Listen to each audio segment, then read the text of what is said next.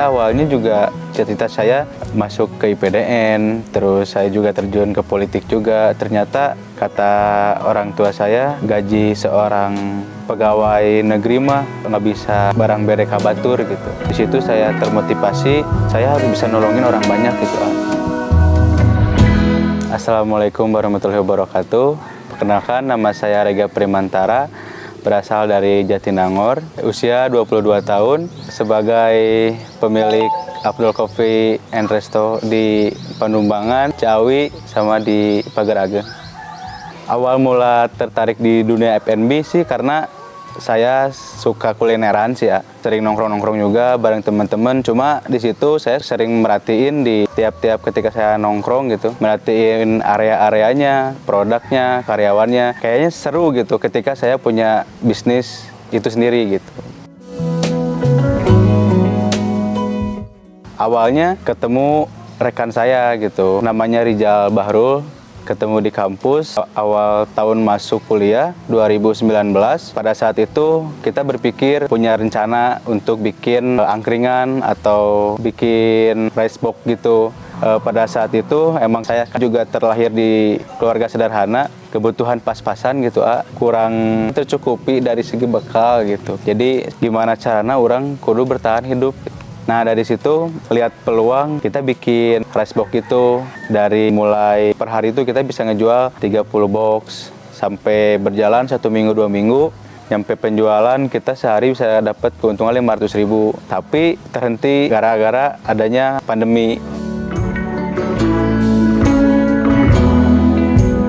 Karena saya suka nganalisis kasar sih, analisis sendiri gitu. Lihat-lihat bisnis orang lain, saya pengen gitu terjun di dunia bisnis. Cuma saya nggak ada basic orang tua, nggak ada basic di bisnis, belum pernah nyobain bisnis sama sekali. Jualan apapun juga saya belum pernah sih.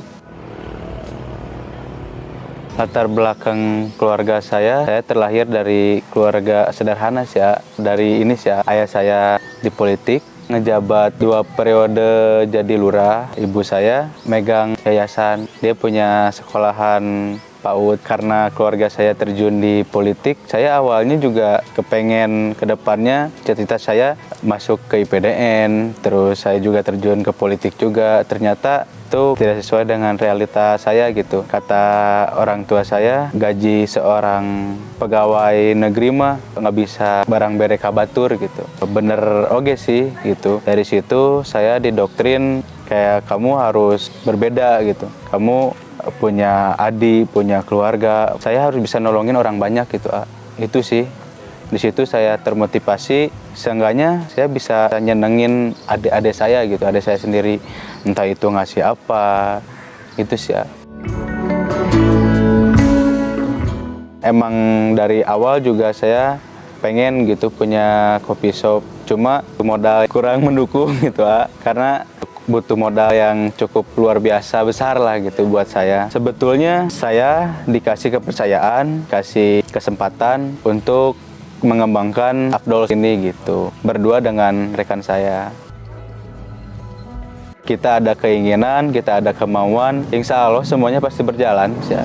Karena saya juga terakhir di keluarga sederhana, terus orang tua saya ngeberaniin buat kuliah di kampus Telkom University gitu. Dengan lingkungan mayoritas di sana pendatang semua, latar belakangnya ada yang anaknya wali kota. Sedangkan saya lahir di Jatinangor, kampung gitu.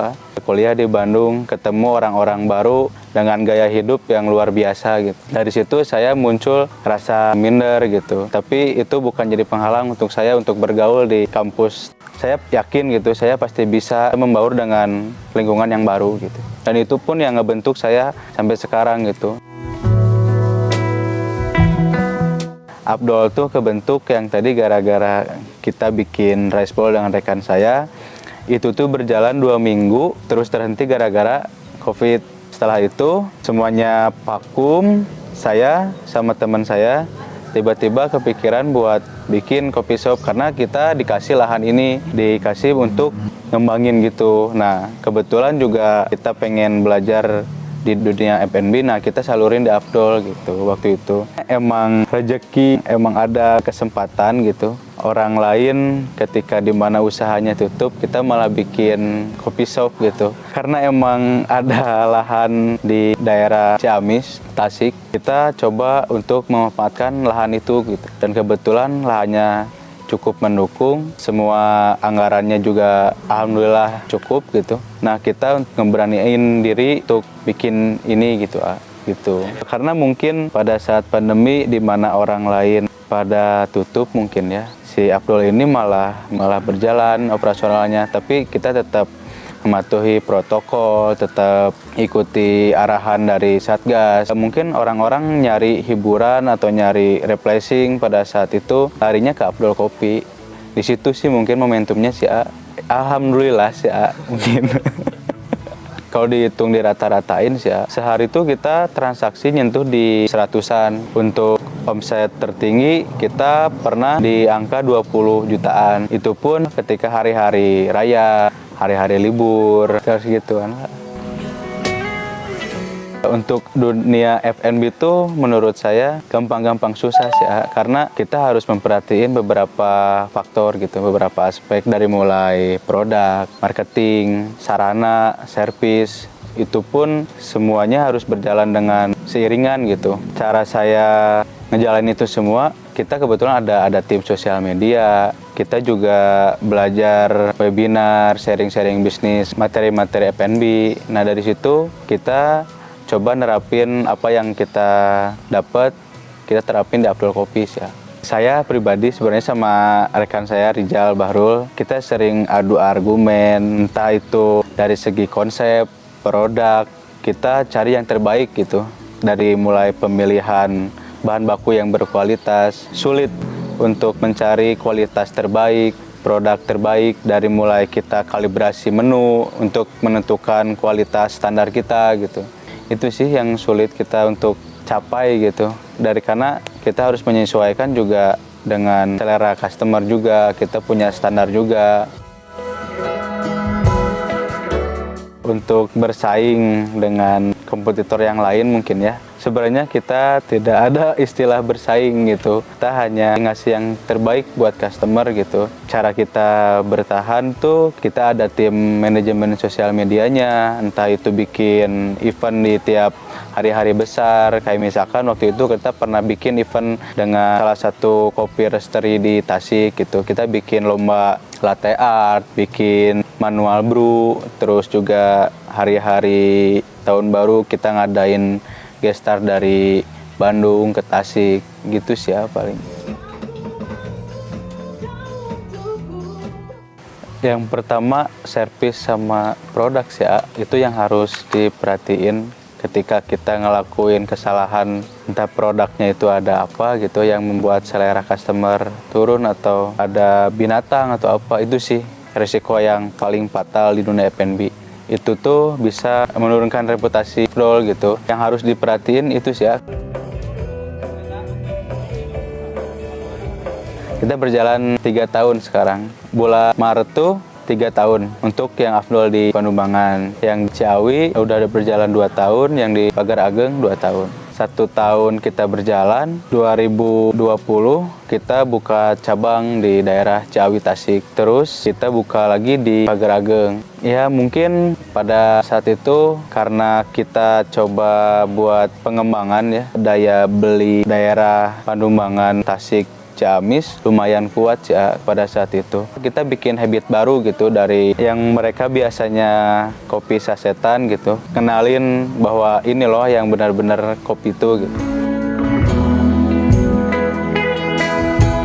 Kalau prinsip saya sih ya, yang pertama karena kita hidup bersosialisasi ya, itu mau nggak mau kita harus entah berkenalan dengan orang baru, terus juga kita harus berorganisasi. Itu sih yang bikin saya tumbuh hingga saat ini gitu. Itu sih prinsip saya, kita harus berani berkenalan dengan orang baru sih ya. Dari situ kita bisa tahu kehidupan sebenarnya gitu, dari mulai sharing-sharing dengan orang baru, karena setiap orang tuh kita beda berpengalaman, beda prinsip gitu. Prinsip saya itu sendiri, saya bisa ketemu dengan orang-orang hebat. Saya pernah ketemu dengan entrepreneur muda yang dia punya pabrik kayu, terus ada punya teman anak pengusaha juga gitu, dari punya tambang batu bara, terus anaknya wali kota juga gitu. Gitu sih ya, yang ngebentuk saya sekarang sih itu sih.